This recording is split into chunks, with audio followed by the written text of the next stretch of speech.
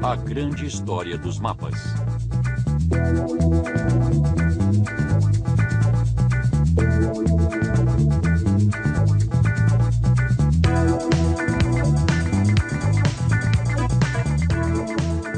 Os mapas são onipresentes em nossas vidas, em nossas atividades de lazer e em tempos de guerra, nos nossos transportes e previsões do tempo, estão em todo lugar.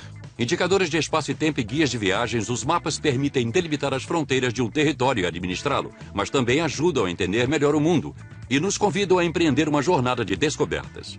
Para se ter uma representação topográfica da superfície da Terra, problemas científicos complexos tinham que ser resolvidos. Corajosos exploradores se aventuraram em territórios desconhecidos com fortes motivações tais como dinheiro, poder e religião. Os mapas são a memória do nosso planeta e os que chegaram até nós através dos tempos mostram como nossos ancestrais percebiam seu ambiente. Em todas as sociedades humanas, os mapas serviram aos projetos do homem ao analisar o mundo, mas nem todas as civilizações usaram do mesmo modo. Na verdade, existem diversas famílias distintas de mapas. A primeira família poderia ser chamada de cadastros, ou registros de terras, que nos ajudam a circular por um território conhecido. Estes mapas são ferramentas técnicas para identificar e administrar o meio ambiente, bem como definir os limites das propriedades. Sua função original era identificar a localização. As pessoas precisavam saber onde estavam, assim marcavam rotas e aos poucos os mapas surgiram. Primeiramente na forma de gravuras em superfícies rochosas e mais tarde em papel. E sem dúvida o mais antigo, embora talvez existam outros mais antigos, é o conhecido como Mapa Bedolina. É uma figura rupestre, num vale glacial ao norte da Itália, que retrata o desenho do pequeno vale visto de cima. Então é uma vista panorâmica, e nele podemos ver os campos, casas, estradas, datado de cerca de 3.000 anos atrás. A civilização que produziu o mapa Bedolina não conhecia a escrita, mas já gravava mapas. E o mapa é uma forma de documento escrito. Esta é uma das suas principais características. É uma forma de representar o mundo, dentre outras. O mundo pode muito bem ser descrito sob a forma de um poema, de um texto. Mas a maior vantagem de um mapa é que ele nos dá uma representação visual, geralmente visto de cima, o que nos permite ver as distâncias entre as coisas e os lugares, determinar o desenho do terreno, a distribuição das cidades, rios, algo que nenhuma descrição escrita, mesmo a mais inspirada, poderia ser melhor.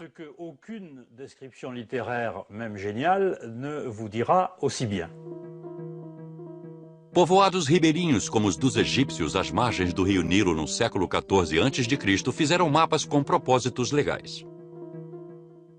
Os egípcios produziram muitos cadastros, não temos muitos, mas nos papiros que envolviam as múmias podemos algumas vezes encontrar cadastros locais, descrevendo como reconstruir os campos depois de uma queda no nível da água do Nilo, já que era preciso replanejar todo o desenho da região.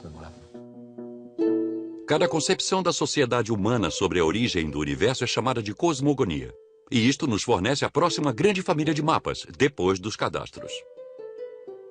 Todas as sociedades humanas têm um conceito parecido do universo, e a maioria é capaz de representá-lo numa forma visual que seria chamada de mapa.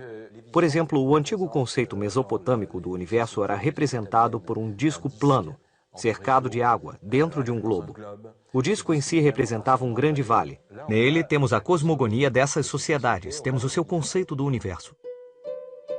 A mais avançada das civilizações antigas que fazia mapas era a grega. Houve uma época áurea da exploração do mar Mediterrâneo que está ligada essencialmente aos antigos gregos e outros povos navegadores, como os fenícios e os cartagenos. No século 8 a.C., o poeta Homero nos deu sua visão do Mediterrâneo na Ilíada e na Odisseia. 4 séculos depois, o historiador Heródoto localizou a Grécia no centro do mundo. Durante o mesmo período, Piteia de Marsella navegou em busca de novas rotas de comércio e viajou até a Islândia. Quando voltou, ninguém acreditou que terras geladas pudessem existir. Os matemáticos Euclides, Tales e Pitágoras produziram instrumentos de medição para tornar a cartografia mais precisa. Eles inventaram a astronomia e concluíram que a Terra não era plana. A concepção de que a Terra é esférica é muito antiga e estabelecida perfeitamente pelos gregos. A ideia de que a Terra é esférica é algo que os gregos absorveram por razões filosóficas. A esfera é um corpo perfeito, ela permanece igual de qualquer modo que se olhe para ela, e esta ideia é corroborada empiricamente. Pegue um navio, por exemplo. Vemos primeiro os mastros, à medida em que o navio se aproxima da costa. E aí simplesmente vemos os homens no convés. No Egito, o diretor da grande biblioteca de Alexandria, Eratóstenes, compilou os trabalhos de seus geógrafos antecessores e conseguiu medir a circunferência da Terra comparando-a com a posição do Sol em Alexandria e com a cidade de Ciene, no Alto Egito. A ideia de Eratóstenes era de que, em Ciene, os raios do Sol iluminavam o fundo de um poço, o que significava que o Sol estaria exatamente a pino, no seu zênite. Em Alexandria, situada quase ao norte de Ciene, os raios de sol brilhavam num ângulo. Logo, o sol não estava exatamente no seu apogeu. Assim, observando a sombra projetada por um obelisco, ele mediu o ângulo desta sombra, que era de cerca de 7 graus. Daí, ele mediu a distância entre Ciene e Alexandria, considerando que 7 graus era equivalente a vários estádios, a unidade usada na época. E assim ele obteve sua medida famosa, que foi aceita como sendo a primeira medida historicamente conhecida da circunferência da Terra.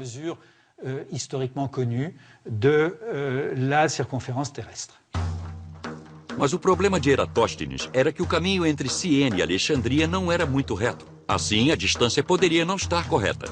E mais, ainda não sabemos atualmente a extensão exata da antiga unidade de medida ou estádio. Poderia medir entre 150 e 190 metros. Em parte era adivinhação, mas no final das contas ele obteve uma medida aproximada da circunferência da Terra por volta de 40 mil quilômetros, que estaria perto do que conhecemos hoje. Outro grego, Cláudio Ptolomeu, foi considerado o primeiro verdadeiro cartógrafo do mundo ocidental. Sua influência permaneceria durante 14 séculos. Ptolomeu, no século II a.C., sintetizou todo o conhecimento geográfico e cartográfico do mundo antigo. Ele compilou todas as informações repassadas a ele pelos exploradores e viajantes. Ele inventou a primeira cartografia científica. Em inúmeros trabalhos, Cláudio Ptolomeu registrou os nomes de todos os locais conhecidos na época, mais de 800, registrando-os num mapa plano de acordo com suas latitudes e longitudes.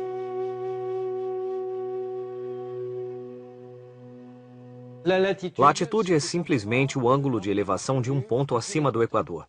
90 graus para o Polo Norte, 45 graus mais ou menos na França e 0 grau no próprio Equador.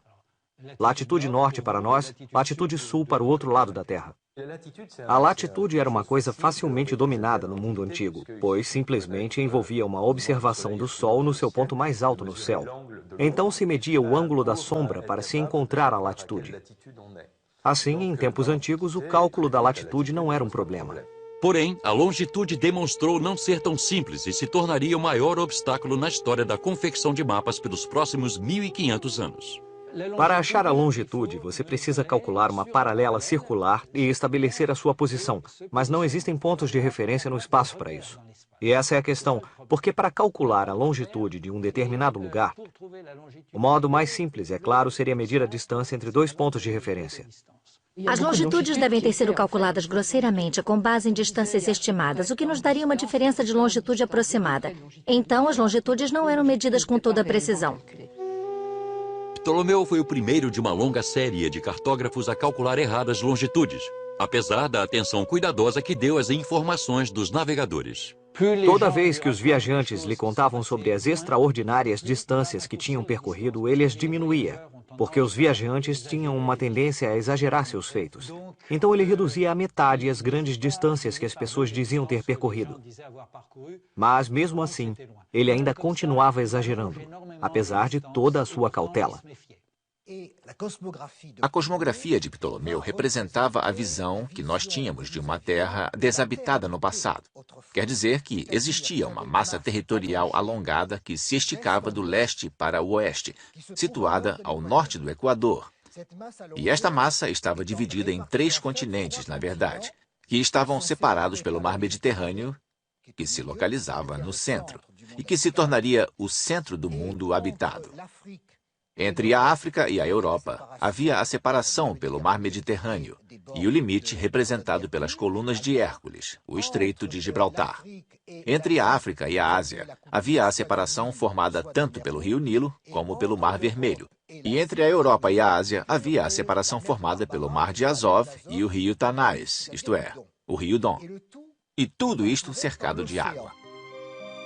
Esta visão do mundo conhecido é a mais completa daquela época, mesmo que os erros de longitude tenham tido consequências consideráveis centenas de anos mais tarde. Porém, do século V ao século XV, durante a Idade Média, este conhecimento antigo foi esquecido na Europa. Os comerciantes, contudo, continuaram a viajar. Eles usavam mapas itinerários que simplesmente indicavam os nomes das cidades sem se preocuparem muito em ser uma expressão fiel da realidade.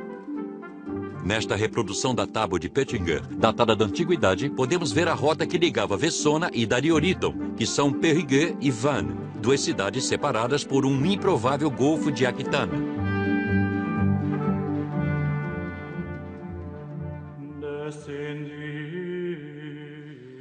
Nestas épocas de trevas, outra visão de mundo se impôs nos mapas. A dos monges, dos eclesiásticos, que viam a origem do mundo em termos bíblicos. No século VIII, sob a influência da Igreja, a Terra se tornou plana. A visão medieval do mundo se separou completamente do antigo conhecimento científico e prático com os conhecidos mapas T em O, ou seja, mapas medievais do mundo na forma de um grande círculo representando a Terra, o disco de terra plana com 2 trechos de oceano formando a letra T. A haste do T é o Mediterrâneo, e os 2 ramos laterais são o Nilo de um lado e o Don do outro, que separavam a Ásia da Europa e da África. O que é importante aqui é que esta visão dividia o mundo em 3 partes. 3 porque Noé teve 3 filhos. O mais velho, Shem, foi para o leste. O segundo, Jafé, foi para o noroeste. E isso nos deu a Europa. Shem nos deu a Ásia. E o filho mais novo, Ham, foi para o sudeste, o que nos deu a África, o mundo de Ham. Eu gosto dos mapas T em O porque representavam ao mesmo tempo a cartografia medieval e a anticartografia por excelência, porque era um mapa totalmente imaginário. Era uma mensagem cifrada, formando parte da crença religiosa daquela época.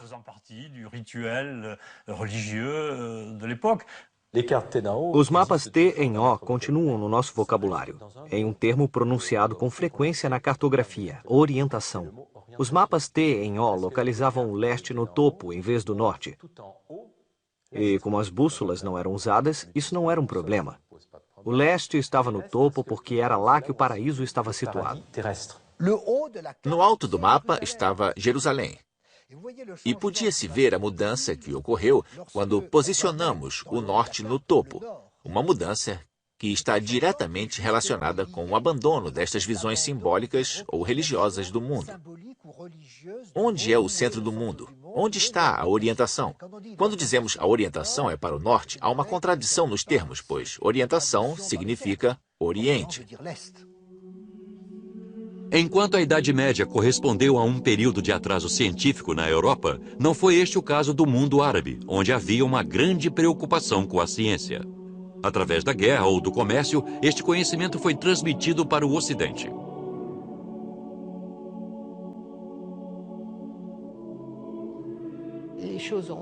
As coisas progrediram porque houve comunicação entre os diferentes países naquela época. Foi através desses intercâmbios que a confecção de mapas conseguiu progredir.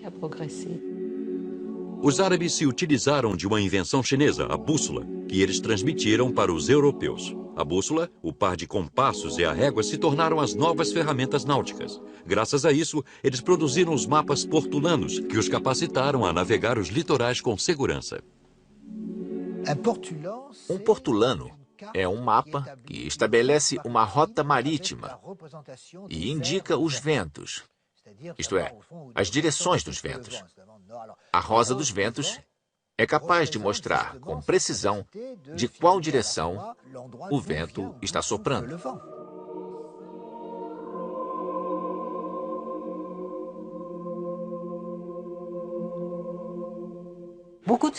Inúmeros mapas portulanos foram desenhados em pergaminhos, embora existam alguns em papel. Os que foram transmitidos para nós incluem tanto os que eram belamente decorados, que sem dúvida eram objetos de admiração, criados especialmente para a preparação de uma viagem, como outros mapas portulanos que eram guias práticos, elaborados para os marinheiros. Isso não significa que eram usados a bordo do navio, mas foram feitos especificamente para auxiliar os marinheiros no mar. Estes portulanos eram antimapas do mundo. Por quê? Porque o mapa do mundo, na cosmografia de Ptolomeu, situava a Terra no centro, com os oceanos ao seu redor, enquanto que os portulanos faziam exatamente o oposto. Eles situavam o oceano no centro e a massa territorial era reduzida a uma franja costeira, que só tinha interesse onde havia portos. Esses intercâmbios entre a Europa e o mundo árabe criaram uma situação de rivalidade intelectual. Ao mesmo tempo, a Europa redescobriu a antiga cartografia científica. A antiga cartografia grega nunca foi verdadeiramente esquecida. Ainda estamos descobrindo o quanto os cientistas medievais da Europa da Idade Média estavam familiarizados com muitos daqueles textos antigos, mas não os usavam porque não correspondiam a nenhuma pergunta que eles faziam a si mesmos na época. Do século XIV em diante, começaram a fazer perguntas sobre a forma da Terra, porque eram necessárias para a navegação dos mares, para viagens mais distantes, tentando ver os lugares descritos nos relatos de Marco Polo, de Guillaume de Roubaix, de Jean Duplan Carpin, de todos os viajantes que atravessaram as rotas mongóis. A partir daquele momento, começaram a ficar interessados, de novo, na cartografia de Ptolomeu, de Alexandria e Siene, e foi aí que ficou interessante. As maiores obras de Cláudio Ptolomeu ressurgiram no mundo ocidental, mas somente depois de viajarem por séculos pelo Mediterrâneo.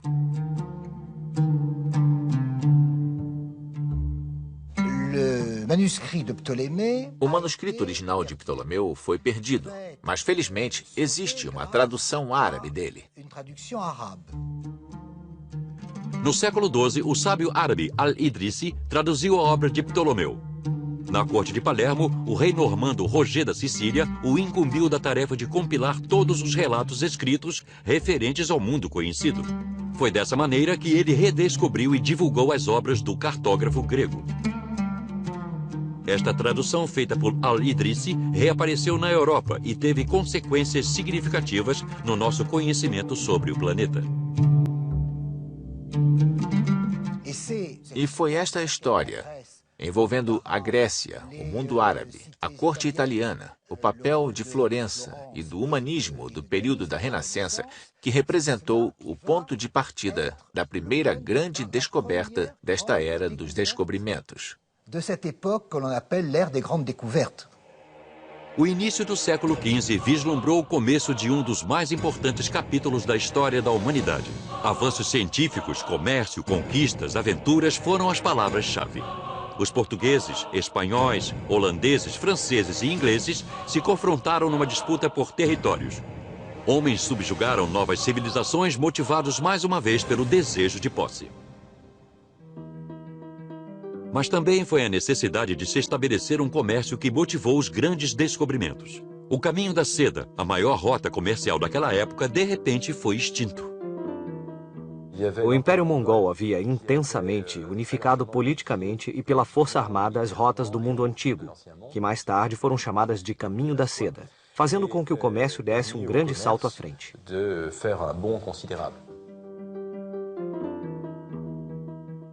Em meados do século XIV, este império ruiu. As rotas se tornaram de difícil acesso e, como consequência, o comércio sofreu. Assim, dos dois lados, na China e na Europa, foi feita uma tentativa de restabelecer as relações comerciais perdidas com a queda do Império Mongol, utilizando as rotas marítimas em vez das terrestres. Os primeiros a saírem em busca de novas rotas marítimas foram os chineses. Em 1405, o almirante Zheng He comandou uma esquadra impressionante que viajou por uma parte da Ásia, África e possivelmente até mais além.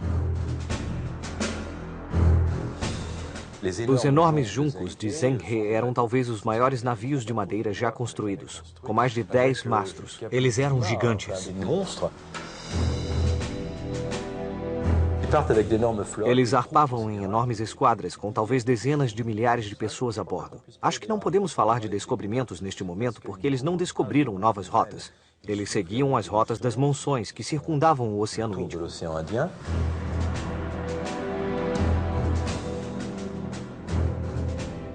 Eles navegaram no mínimo até Moçambique, porque trouxeram uma girafa que encontramos em traços pictóricos na arte chinesa e devem até mesmo ter navegado até o Cabo. O mapa chinês do século XVIII foi descoberto recentemente e acredita-se que ele seja uma reprodução de um mapa datado de 1418. A Austrália pode ser vista nele, mas também a América, o que provaria que os chineses foram os primeiros a descobri-la, mas pela avaliação de alguns experts, parece que o mapa é falso.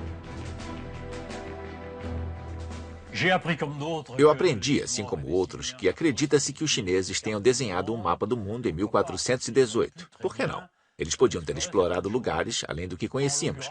Mas neste caso em particular, sou extremamente cético. O mapa é muito perfeito. Pode-se ver o Polo Norte, a Antártida, a Austrália em 1418.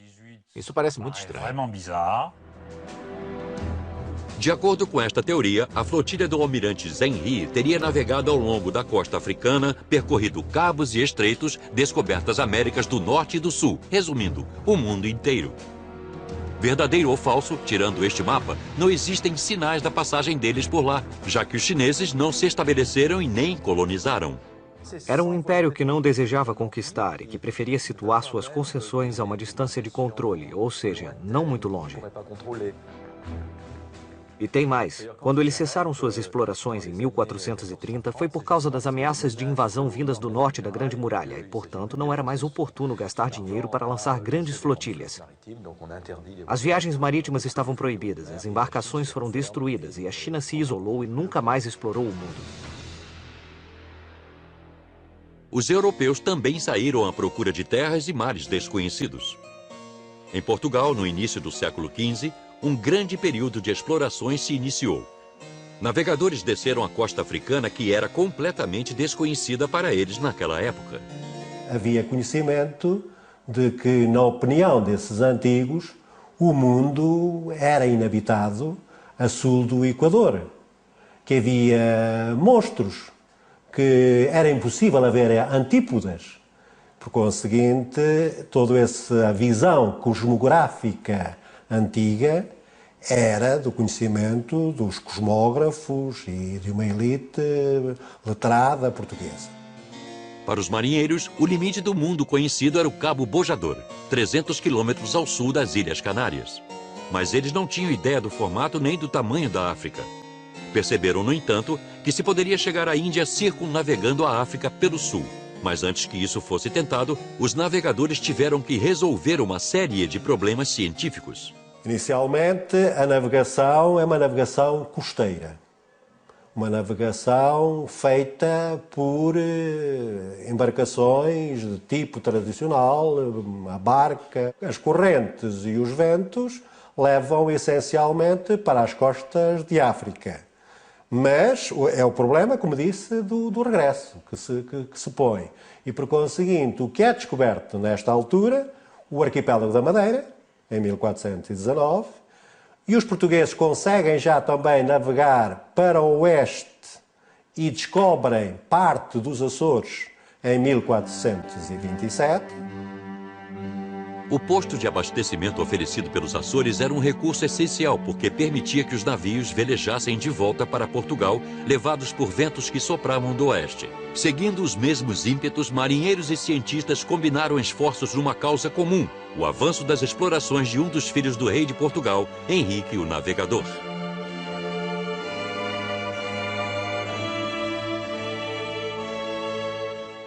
Henrique, o navegador, desempenhou um papel significativo no campo científico pela fundação da sua escola de navegação em Lisboa, que aplicava princípios científicos extraídos da geografia e da astronomia, as duas ciências essenciais para a confecção de mapas com mais precisão.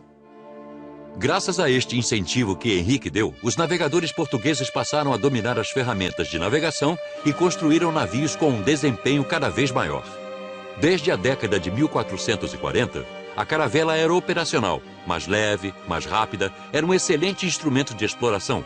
Os marinheiros passaram a ser capazes de navegar além do Equador.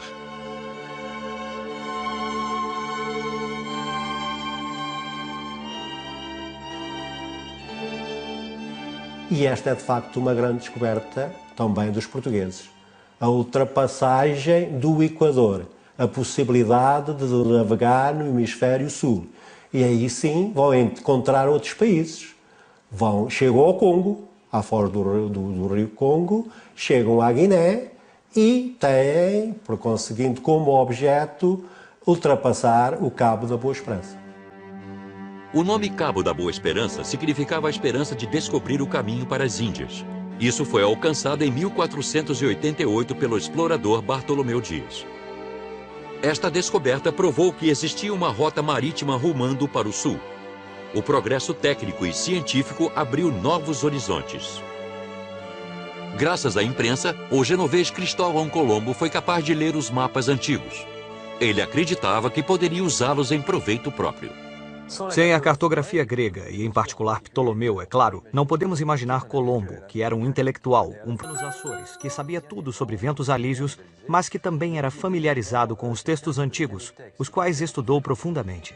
Ele estudou um dos mapas de Ptolomeu em especial, o que continha os famosos erros de longitude.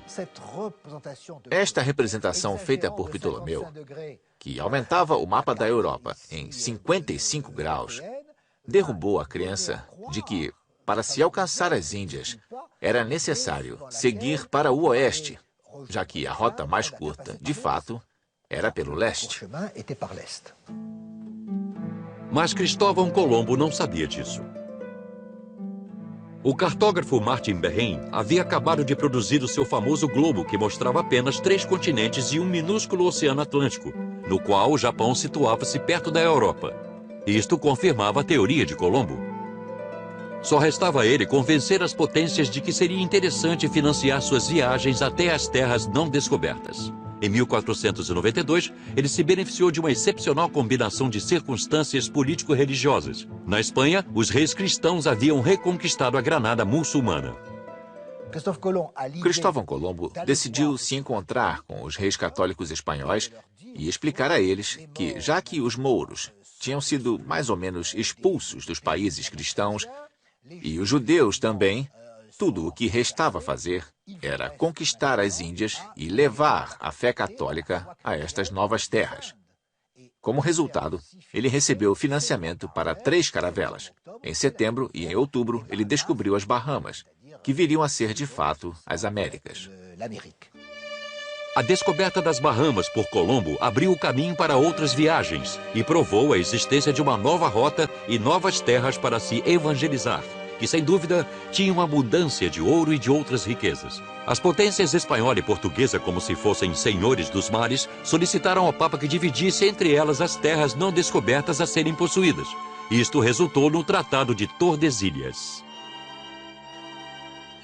Em Tordesilhas, no dia 7 de junho de 1494, o mundo foi dividido por arbítrio do Papa, por iniciativa em parte do Papa, em 2 partes, em 2 hemisférios, ficando o hemisfério oriental para os portugueses, o hemisfério ocidental para os espanhóis. A linha divisória era uma linha imaginária que traçada a 370 léguas ao ocidente das ilhas de Cabo Verde. O tratado foi o resultado de longas barganhas e negociações. No início, o Papa queria colocar a linha divisória no Cabo Verde, o que os portugueses rejeitaram. Pelo Tratado de Tordesilhas, os portugueses fizeram o máximo para estender o limite dos seus territórios divididos o mais a oeste possível. Eles supostamente desconheciam a existência do Brasil na época, mas devem ter sabido de alguma coisa, porque senão não teriam razão para querer estender seus limites tão a oeste. Eles conseguiram e, consequentemente, reclamaram o Brasil para si próprios. Curiosamente, pouco tempo depois, eles o descobriram.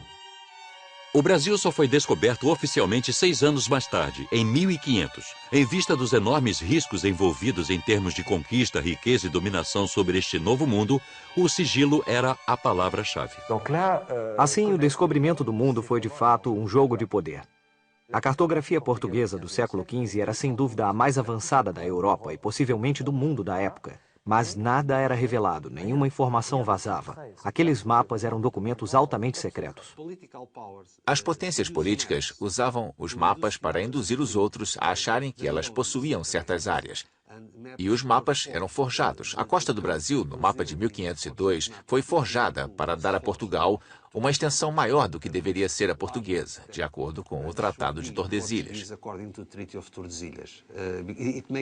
Não faz sentido quando se olha para ele, mas faz todo sentido quando se entende que estão puxando a costa do Brasil para o lado de Portugal. Durante este período, Cristóvão Colombo continuou suas viagens para o Caribe, convencido de que ele havia encontrado as Índias, como ele explica em sua carta. O explorador florentino Américo Vespúcio fez várias viagens sob o comando do almirante Colombo. Mesmo não tendo sido ele o descobridor das novas terras, ele foi o primeiro a se dar conta de que era um mundo novo. Em 1507, o cartógrafo francês Waldseemüller desenhou um mapa mostrando claramente o novo continente com a palavra América, escrita pela primeira vez. Waldseemüller publicou um mapa do mundo sob o duplo patrocínio de Ptolomeu e Vespúcio, cujos retratos aparecem dos dois lados do mapa, mas o mapa é simplesmente uma atualização do anterior de Ptolomeu. Tem-se a impressão de que ele apenas reproduziu esse mapa, acrescentando a América nele, tornando-o o primeiro mapa mundi em 1507. Waldseemüller tornou feminino o nome Américo, que se transformou em América, porque os continentes sempre receberam nomes femininos, como se pode ver na fonte do Observatório de Paris, que representa as 4 partes do mundo: África, Ásia, Europa e América. A conquista e o completo mapeamento das Américas do Norte e do Sul levou séculos para ser alcançada. Exploradores e colonizadores mapearam o novo continente, desenharam o seu contorno, batizaram as terras e se familiarizaram com os povos nativos. Em seu diário de viagem, Matias Merian ilustra os costumes dos indígenas nativos, que eram supostamente canibais. Com o mundo inteiro já descoberto e os intercâmbios comerciais florescentes que resultaram disso, os primórdios da globalização podiam ser sentidos. Essas descobertas foram uma revolução para a cartografia. Os europeus, pela primeira vez, tiveram uma ideia geral do mundo, expressaram na cartografia e espalharam essa ideia. Uma visão geral do mundo foi criada dentro das tradições geográficas e culturais da Europa. No século XVI, as viagens marítimas continuaram pelo mundo afora. Vasco da Gama cruzou o Cabo da Boa Esperança e navegou até a costa oriental da África até o Quênia. De lá, ele finalmente encontrou as Índias. Já Magalhães encontrou uma rota no extremo sul da América do Sul e entrou num oceano calmo de águas tranquilas, que chamou de Pacífico. Ele chegou às Filipinas, onde morreu. E foi o seu imediato, Juan Elcano, que, enquanto trazia o navio de volta para a Espanha, realizou a primeira viagem de circunnavegação em 1522. Outros exploradores, conquistadores, missionários e comerciantes continuaram a fazer descobrimentos e produzir mapas do Novo Mundo. Pessoas como Francis Drake, Hernán Cortés, Versano e Jacques Cartier. Com esses descobrimentos, a cartografia entrou numa nova era.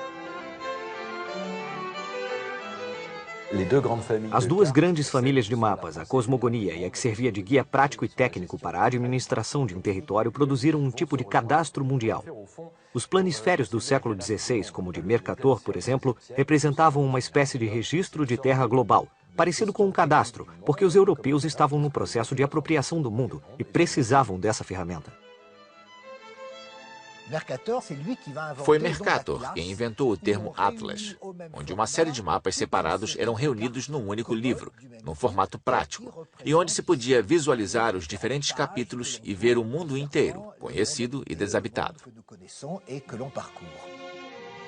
O Atlas de Mercator, como um cadastro moderno, mostrava rios, montanhas e vilarejos com uma incrível precisão. Mas, acima de tudo, o objetivo era fornecer aos exploradores ferramentas de navegação sólidas. Foi uma era de progresso e de desenvolvimento marítimo. O Polo Norte magnético tinha sido descoberto. Tínhamos a bússola. Cursos podiam ser seguidos numa direção constante, então seria bom se isso pudesse ser representado por uma linha reta no mapa. É fácil desenhar uma linha reta, só precisa de uma régua. Para atender a essa necessidade, Mercator tentou transpor o globo para um plano. E isso aperfeiçoou o sistema matemático conhecido como projeção. A projeção significa a maneira pela qual um globo, a superfície de um globo, que por definição é esférica, pode ser projetada num plano. Pode-se situar esse plano na borda da esfera, no Polo Norte, no Equador ou onde preferir. E então projetar a imagem da esfera nele. Obviamente, ela ficará distorcida. A projeção de Mercator é uma projeção onde as linhas dos meridianos são perpendiculares ao Equador. São linhas retas, com o mesmo espaçamento. Obviamente, se você olhar uma projeção de Mercator, à medida em que você se afasta do Equador, a escala aumenta. Temos uma Groenlândia que parece gigantesca, quando na verdade é bem pequena. Apesar desta distorção, a projeção de Mercator facilitou a navegação. Embora outros tipos de projeções tenham sido inventadas, esta ainda é usada hoje em dia. Desde o tempo de Mercator, os holandeses dominaram o campo da produção e impressão de mapas pelos 100 anos seguintes. Um dos mais importantes nomes da cartografia holandesa naquela época foi Abraham Ortelius, que produziu o seu Theatrum Orbis Terrarum, ou Teatro do Mundo, o qual se apresentou como o equivalente do século XVII dos primeiros trabalhos de Ptolomeu. Este atlas foi considerado o primeiro trabalho deste tipo bem-sucedido comercialmente. A classificação dos seus 70 mapas, incluindo cada um dos continentes conhecidos, ainda é usada hoje em dia. Esta grande era da cartografia holandesa culminou no famoso Grande Atlas de Blauw, publicado em 1662, que reproduziu inteiramente o mundo descoberto com apenas poucas áreas representando ainda terras incógnitas, como a Austrália, por exemplo, a qual não foi reproduzida de fato.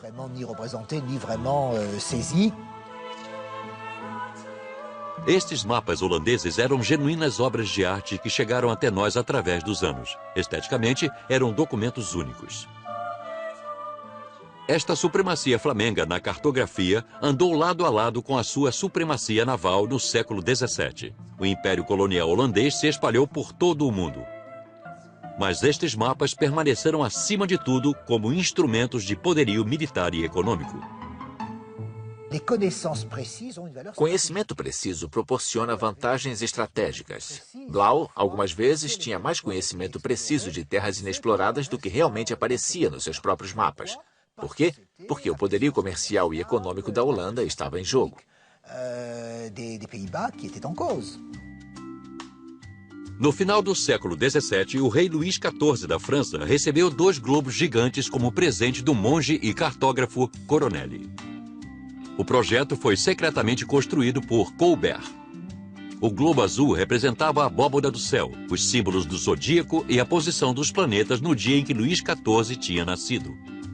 O globo terrestre mostrava os continentes incompletos e seus nomes, e, consequentemente, o desejo de anexar esses novos territórios. Com esses globos, Colbert tinha alcançado seu objetivo, fazer com que o rei percebesse a importância estratégica de ter uma cartografia independente.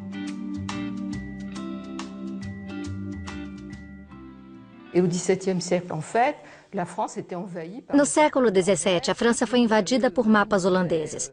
Os Blauw inundaram a França com suas publicações e, como se sabe, Colbert sempre quis que a França produzisse sua própria riqueza e, consequentemente, ele queria competir com os holandeses.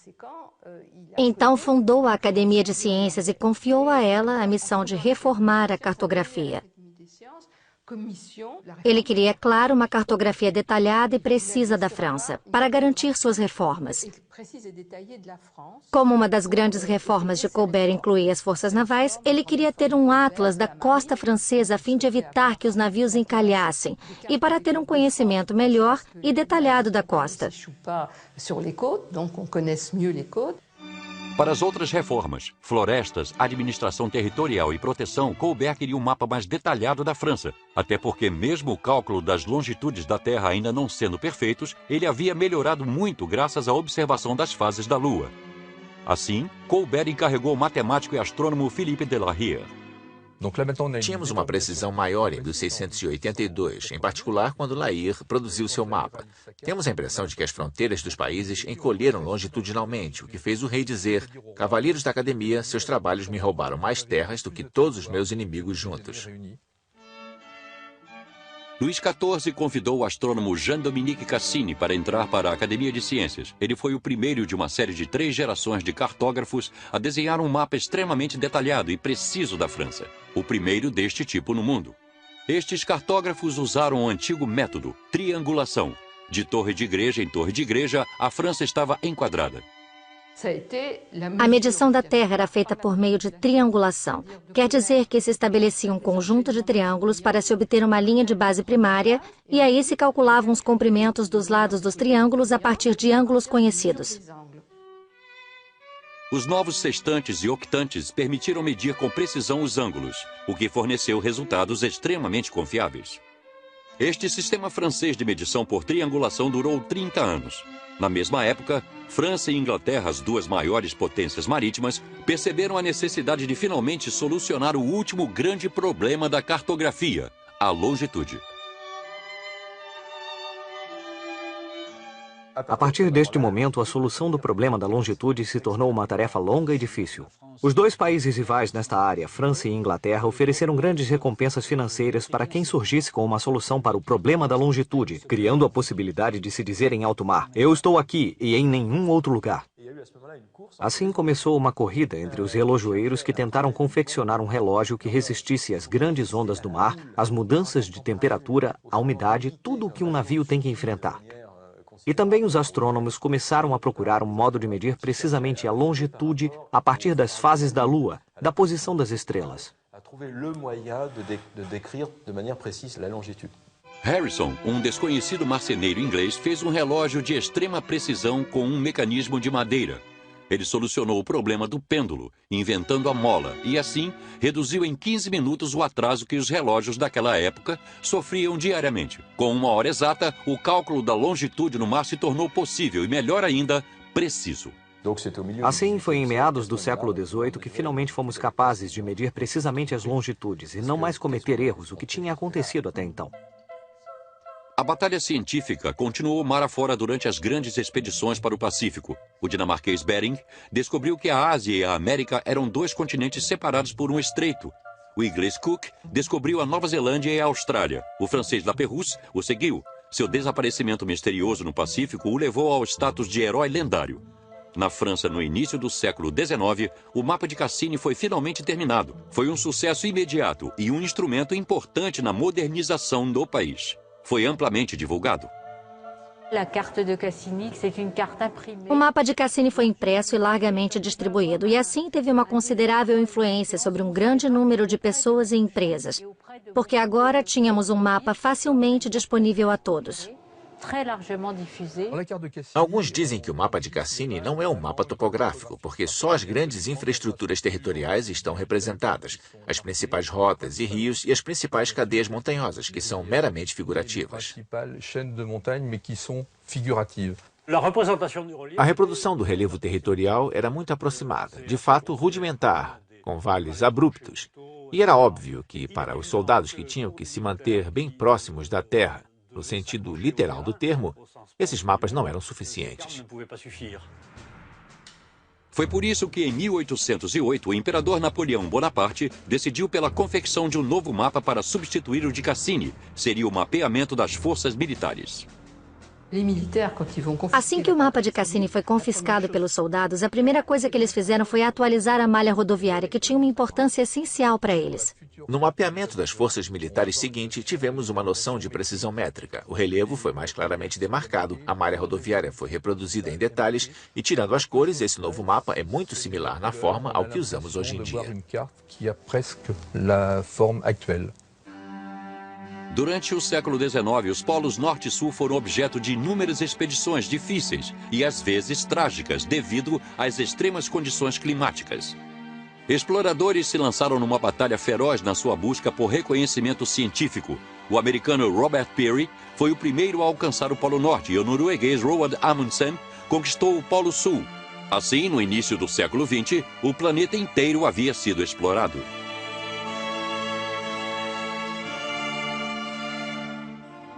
A cartografia seria auxiliada por duas novas tecnologias. A primeira foi a fotografia. Nadar foi o primeiro a tirar fotografias aéreas de Paris. O segundo desenvolvimento tecnológico foi a aviação. Durante a Primeira Guerra Mundial, fotos das trincheiras inimigas foram tiradas. E em 1939, o papel dos confeccionadores de mapas foi decisivo estrategicamente. A fotografia aérea passou a ter importância considerável nesta presente guerra, fornecendo documentos irrefutáveis da atividade inimiga. O avião tira uma série rápida de fotografias, uma após a outra. Os mapas militares precisavam ser atualizados a cada minuto, não apenas os que mostravam nossas próprias posições, mas também as dos inimigos. Para este trabalho, recorremos à régua, à bússola e até à lupa. Mais do que nunca, a guerra é uma ciência, e é exata.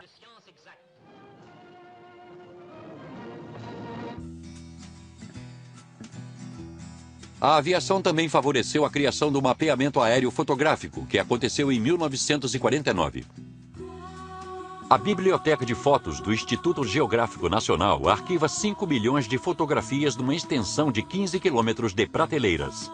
Estas fotos abrangem a memória do território francês no século XX. A fim de produzir mapas a partir delas, os confeccionadores de mapas conferiam as fotos no local, como podemos ver nestas gravuras da Amazônia e da África. O confeccionador de mapas é um aventureiro que fixa marcadores de distância, mede os níveis do terreno, entre outros, graças ao desenvolvimento de equipamentos sofisticados.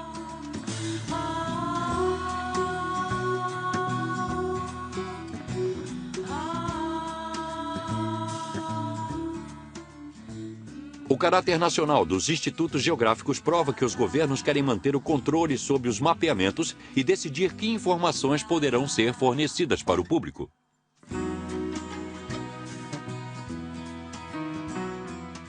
Durante os anos da Guerra Fria, por exemplo, a União Soviética tanto retinha as informações como falsificava seus mapas.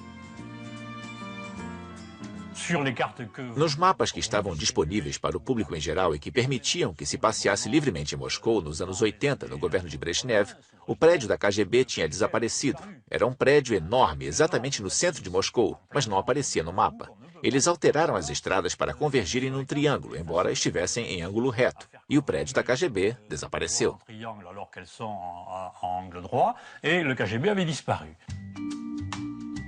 Este tipo de manipulação ainda é possível na era dos satélites? Antes restrita aos militares ou comprada a um preço muito alto, a informação via satélite está agora ao alcance de todos. É fácil baixar em qualquer computador o programa gratuito do Google Earth. Qualquer um pode consultar um vasto arquivo de fotos do mundo e visitar os chamados lugares secretos. Se você quiser saber onde a bomba atômica está sendo construída na França, é só teclar as coordenadas de latitude e longitude do Centro Nuclear Vauduc e o programa leva você até lá. Como a informação é viabilizada por uma empresa privada, é mais complicado para os governos intervirem em relação ao conteúdo disponibilizado. E o que era mantido em segredo ontem, hoje não pode ser mais.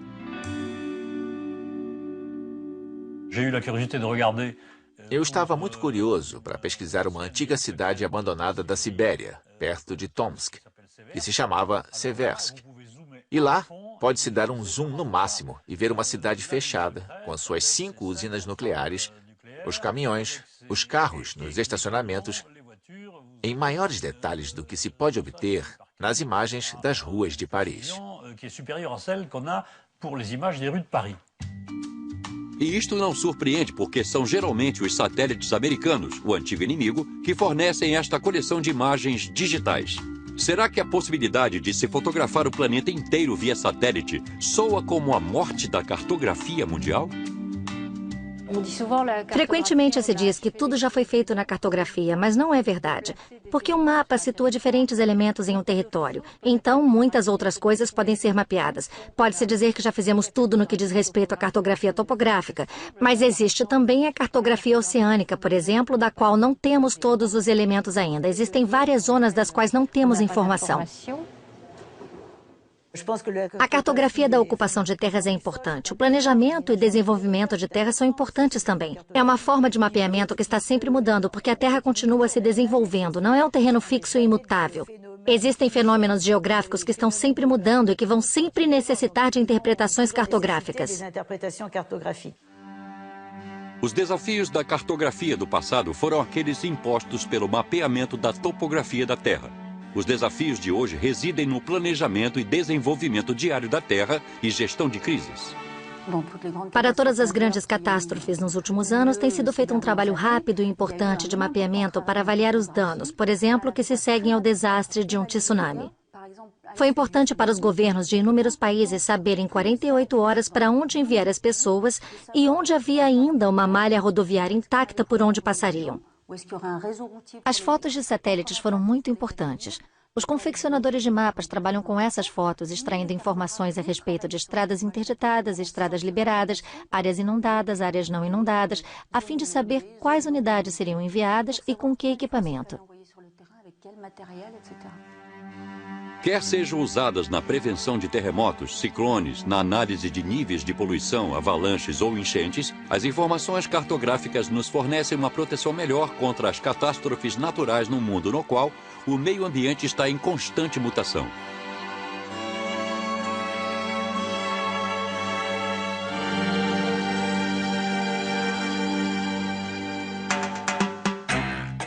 Os mapas sempre auxiliaram a humanidade nas suas viagens, comércio, conquista de novas terras e assegurando o poder, mas também na sua compreensão do mundo, entre outras coisas. Com a cartografia topográfica da Terra finalizada, ainda falta fazer a de outros planetas, a fim de se descobrir novos horizontes a serem explorados. Embora infinitamente mais complexas, as técnicas usadas são as mesmas para mapear Marte ou a Terra. Quantas motivações por trás do desejo de se explorar cada vez mais longe, tenha certeza de que estas não mudaram em nada.